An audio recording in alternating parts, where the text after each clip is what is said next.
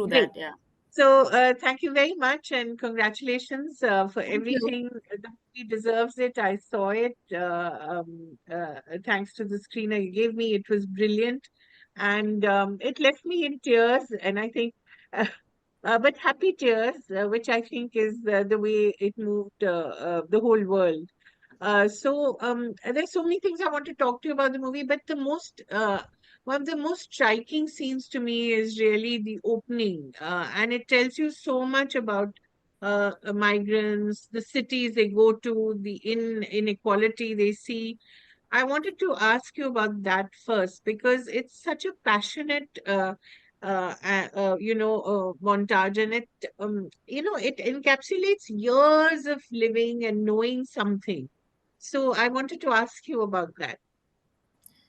Um, like I come from a background of doing more nonfiction, and I like very much cinema where there is fiction and nonfiction mixed. So when with my camera person, Ronobir Das, when I was working on the script itself, we were doing a lot of interviews in Mumbai, meeting people, just documenting because it's part of the writing also to document and to meet people and Exactly. all that. So for 2 years we were doing that. So we were thinking that some of that material was so interesting. So we were thinking how we can put it into the film. We can't obviously have a very long thing. So we listened to everything, and some of the snippets we really liked.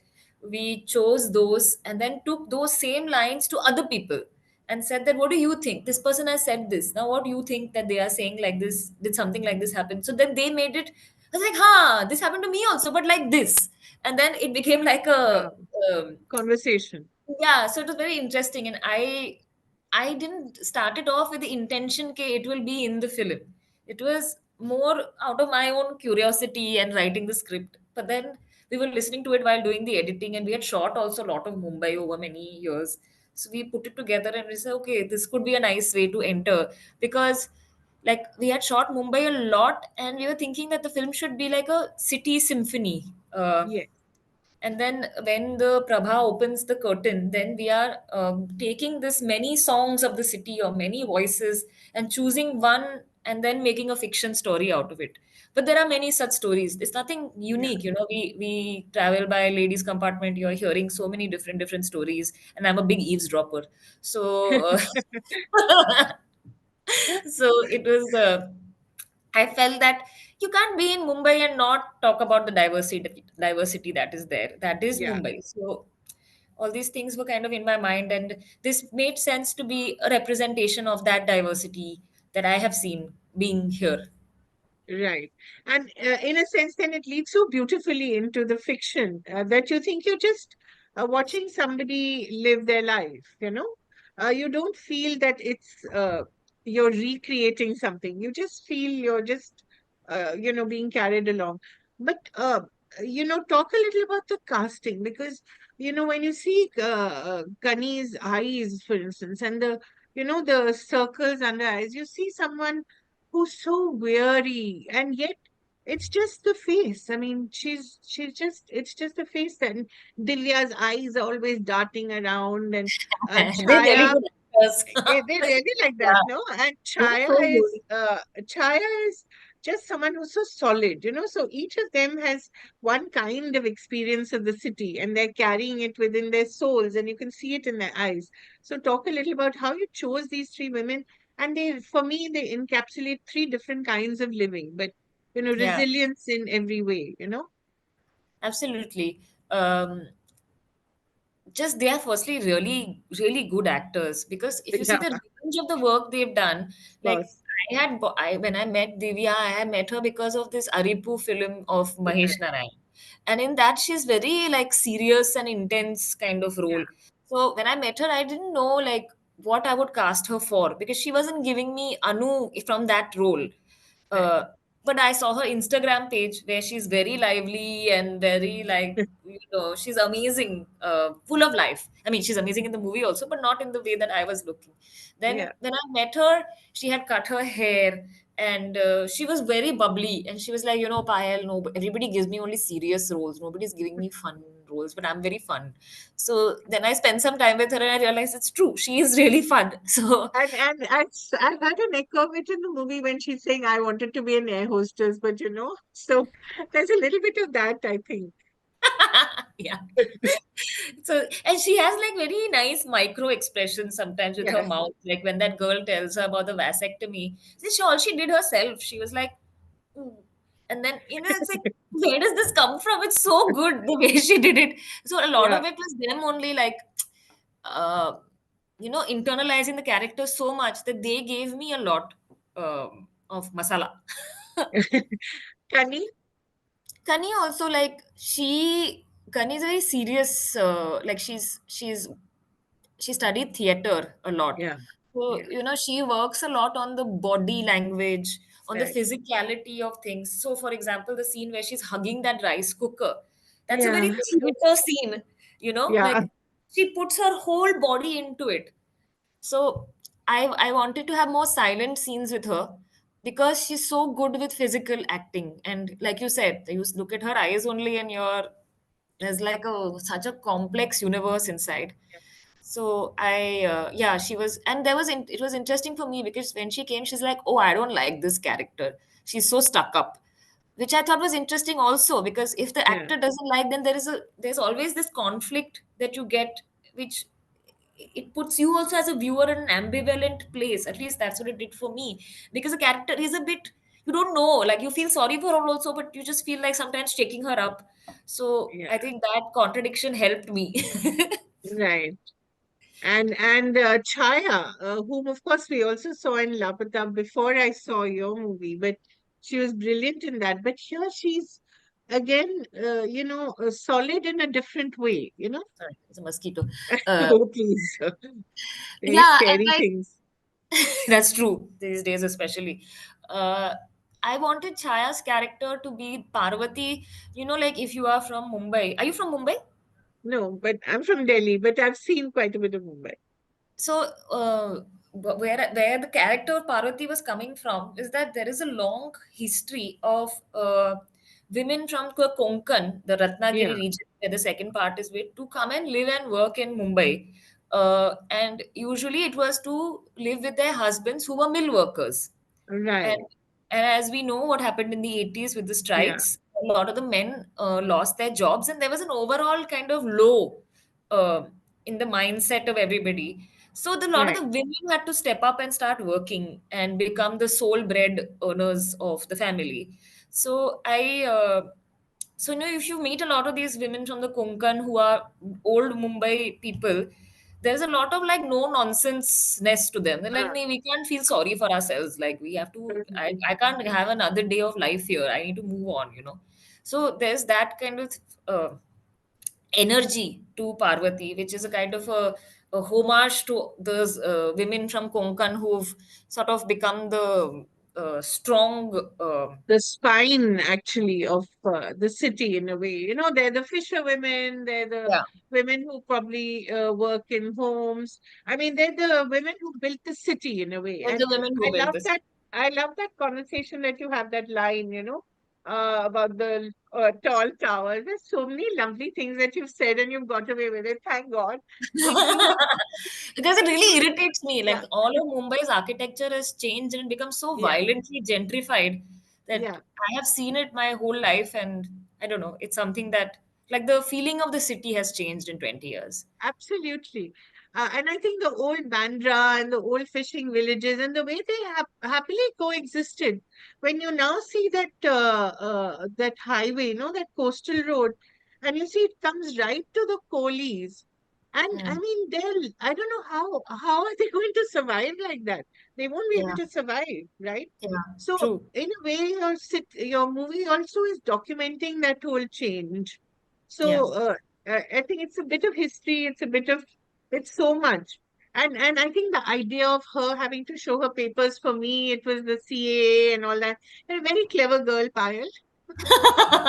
You notice these things. Not everybody got my Kagaz reference. So, Yeah, but I thought what a clever woman you are.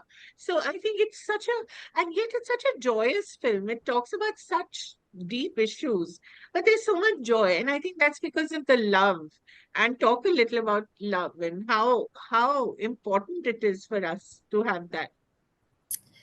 I mean, the last movie I made was very sad. So this time I said I should be talking about the same things, but to be little jovial so people will watch it. Yeah, But making the same points. yeah, Uh, but yeah, I think I was very interested in this unit of the family, and it kind of the two things. One is that families are there for us and it's very important part of Indian life, but oftentimes they also let us down a lot. right, And so I was trying to propose a new kind of family, which is the family of our friends, which I think a lot of women do rely on. And as I grow older, more and more I feel myself relying on my friends and that family of the that I've made. So I was trying to propose a new kind of family, but also this feeling that all relationships in our like mother, daughter, father, all these things are very well defined over so much writing and such a lot of media, and especially in India, like it's all so codified, and also very, yeah, religion also comes into it. stratified religion. Yeah, Then of course yeah. religions, just spoils it all. I mean, Yeah, country is mother and all these things also. yeah, yeah, So it's all very complicated. But the friendship is an open relationship. Like we define what our friendship should be. And that I feel when there is that open definition, it gives a lot of possibility to go beyond identity and the limitations of relationships formed or not formed because of class and caste differences. Perhaps friendship is the way. yeah. Uh, so that Is was that my some? thought Yeah. process. Is that something also that you've seen over the years? Because I love the idea that you've been to so many different kinds of institutions, Yeah. Rishi Valley, which proposes a particular kind of openness, but then going to Xavier's, Sophia, coming to FTI, which again proposes another kind of openness, but also you have to deal with a whole lot of rules which are imposed on you and decisions that you may not like. So, how have you negotiated those personally, and how has that affected the way you are seeing these relationships with authority, with family? For me, FTI was one of the most important institutions that I went to, because it was the one that I felt was most diverse, and the kind of people that came from all over the country, Mhm. and with representation also being important in public institutes. For me, it was the most deepest learning time. And even if there are rules with the administration, that makes you closer to your classmates and your batchmates Right. and your friends and the students, because you're always trying to find ways to do the best you can do as a filmmaker. uh, Filmmaking anyway is like it's a challenge at every step. You're just like, why am I doing this job? Yeah. It's you're in pain all the time, and then Yeah. so it helps you grow as a person. At least I feel, making films, at every step you learn so much. So that time with those people, with my colleagues there, I felt that it was the most amount of learning for me. Whether it was also the strike that happened, or Yeah. it was just filmmaking and the kind of issues we talked about in class, the kind of diversity that people brought to the class, all these things taught me a lot. And I felt that until then I'd been, even if I went to Rishi Valley or Xavier's, those were quite sheltered spaces, uh, and they were not public institutes in the same way. Hmm. So I feel that it was actually FTI that really opened up my mind and helped me formulate a lot of my thoughts. Right. Also, Payal, filmmaking, as you said, is painful, but it is also, of course, a wonderful profession. But it's both individual as well as collaborative. So you have to have a strong sense of self and self identity, but you also have to learn to be a team player. There's no way you can be a director without it. So You're very all kind. these years that you've also, in a sense, funded your own cinema, through scholarships, fellowships. I've seen, the kind of work you've done. It's been a lot of hard work because this is not the kind of cinema that gets funded easily in this country. Talk a little about that struggle. there are a lot of commissions and structures in place around the world which we don't have in India. I mean, we have very little bit like this NFDC Film Bazaar and things NFDC, yeah, like yeah. that, which we need more of. But there are a lot of places in the West where you can go, you can talk about your film, you can meet collaborators, you can apply for grants. Fortunately, I met producers from France quite early on, and there the producers are not like here, like they don't have any money. They are also applying for the grants like you Right, know. They don't come from like some pot of gold under their beds. It's not like that. So it's like sub apply kar rahe hain and everybody wants to make the film. So for right, them also it was their first film. For me also it was my first film because you can't really like non-fiction is very different from fiction yeah. fund. So I think that we all wanted to really make a film. So they also really got behind applying for every possible grant that we could together. The process takes a bit of time, but I I'm a very process-driven institute person. Like I like being in college, and I like doing the submissions on time and things like that. I'm a bit of a nerd, and I like structure in that way. But people don't necessarily need it. But since I enjoy that, I was happy to write the commissions and to do the grant writing. Of course, at Because some it's a point, lot of writing, right? Lot it's of a lot. writing. Yeah. At some point, I was like, why I can't do it anymore, and I did want to not do it because it took a long time. But still, I think, and I would say this for young filmmakers who are going to do the same path, that you just have to keep at it because if you want some amount of freedom while shooting, then this is a good way. So you have to Yeah. see, where you want to spend that time. Do you want to be negotiating with somebody who's going to give you money, or you want to just take extra time and work to apply for commissions that give you freedom. So, what was that time in your career when you first were opened up, when you first realized that this is the world out there that I can tap into? Was it through your short film or through the Yes. documentary? When I made two short films when I was in the institute, I made a film called Afternoon Clouds, Right, which was in the student section in Cannes. And then after that, I made a film called And What Is the Summer Saying, which was in Berlinale Shorts. So at that time, I met a lot of filmmakers from around the world, and right. they were also trying the same thing because we were all at the same stage in our very early Yes. career. So, and at that time, in these kind of film festivals, a lot of young producers also come. Again, not producers who have money, but producers Yeah, who are keen to produce, uh, who are passionate about film. One of my main things is I wanted to work with people who have the same taste in cinema, that yeah. we can go to the same films and be obsessed with it or hate it, have that we can have some discourse basically. Uh, Right, so that really opened up my mind that okay, there is this possibility, there is ways to apply, there is a structure in place. So in the West they help you at every stage. When you start to write, you can apply for residencies, you can apply for grants, so you get a small salary. So it's and then next stage is to ask for research money, next stage is to ask for the pre-production money. So it's very structured. It's not like it's going to be huge amounts, but yeah. if you, for a small film, you can get by. Right, right. So this whole idea that filmmakers are rolling in money is, of course, a big I think misnomer. independent filmmakers are always sad that Always we are not garib rolling in money. and garib and happy. I mean, it's not like okay, it would be really wrong for me to call myself Garib, but I Yeah, just but feel like in a way, in a way that we don't have large budgets and you have to yeah, try to do the best that you can. And but that's also good. I feel one I finds think so. ways. Yeah, Yeah, you find ways to make that money work. stretch, right? Yeah. Yeah. So, okay. So we have 5 minutes left. Quickly, I wanted to ask you about the intimacy that you've shown. Again, something that we don't normally see. It's such a gentle and easy intimacy. And, the whole idea of, I mean, half of the movie is, of course, leading up to them looking for a space, which is, of course, Yes. again, a comment on our cities.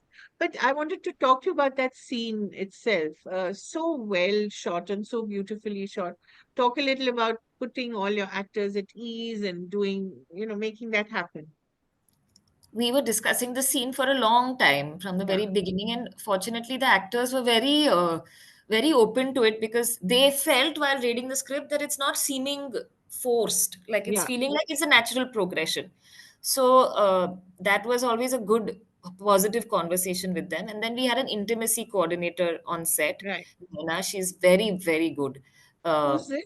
Naina Ban, she's also an Oh, actress. Naina. Yeah, yeah, she's an actor. Yeah, yeah. That's right. She's a very good, she's really good at this job as Yeah, well, besides acting. So she put everybody at ease. She did some exercises with us, and it was a very pleasant time. And then we discussed everything beforehand. We like wrote a lot about how it should be, how they are feeling at this point. So for me, it was more important of Anu's feelings rather than the act itself, but what's going on in her mind, which is why the camera mostly focuses on that, and her like internal landscape at that moment.